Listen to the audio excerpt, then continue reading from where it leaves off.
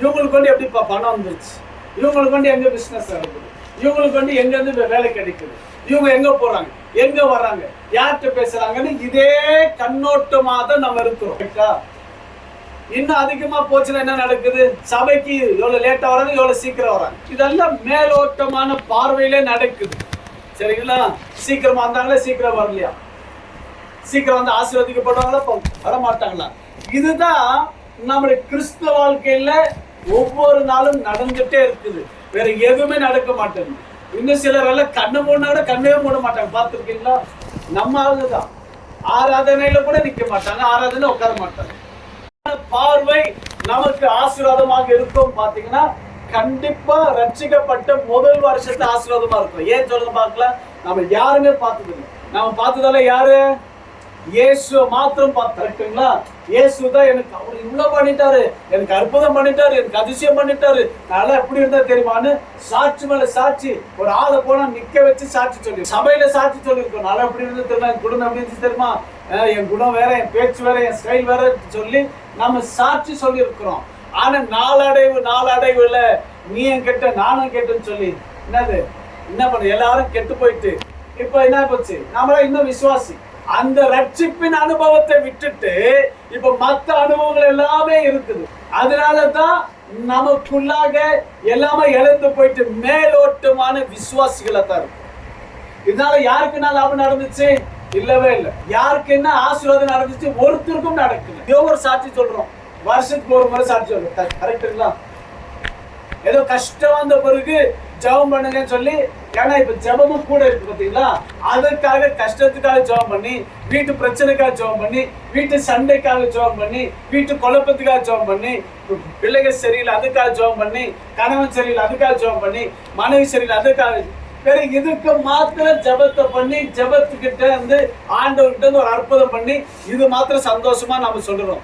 ஆமா போன வாரம் எப்படி இருக்கு, அது சால்வ் ஆன உடனே அது முடிஞ்ச உடனே அது அப்படியே மறந்துருது. யாரு, தேவன் இருக்கிறாரு. அந்த விசுவாசத்தை மறந்துட்டே இல்ல, இன்னும் மேலோட்டமான ஓட்டத்தை ஓடிட்டே இருக்கிறோம். இதுதான் மேலோட்டமான பார்வை.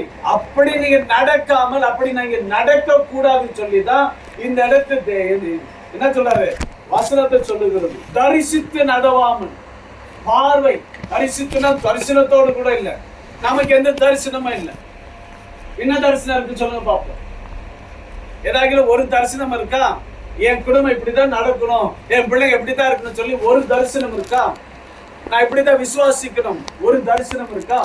எந்த தரிசனமும் இல்லை. சரிங்களா? நான் ஜோசப்பா என்ன பண்ணாரு, ஒரு 4 பேருக்கு தமிழ் படிக்க வராரு. சரி, நான் செய்யணும், நான் காரியத்தை செய்யணும்.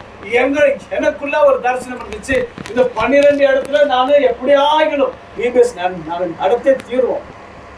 எப்படி வந்தாலும் ஏது வந்தாலும், இந்த வெயிலெல்லாம் நீங்க பார்த்திருப்பீங்களா தெரியல, இல்லைங்களா? எல்லாம் ஊர் நாட்டுக்காரங்க தானே. ஆனா இங்க வந்து பெங்களூர் வாசி ஆயிட்டாங்க, இல்லைங்களா?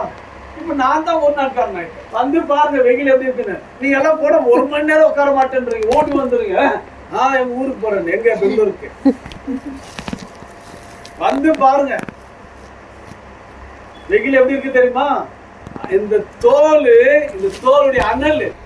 ஏன்னா தரிசனம். சரிங்களா? அந்த தரிசனம் வேற.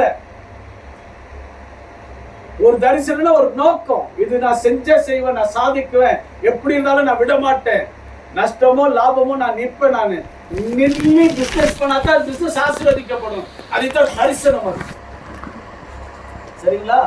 அது நம்ம சோர்ந்து போயிட்டோம்னா அந்த தரிசனத்தை பார்க்க முடியாது, அதுல இருந்து நன்மை பார்க்க முடியாது.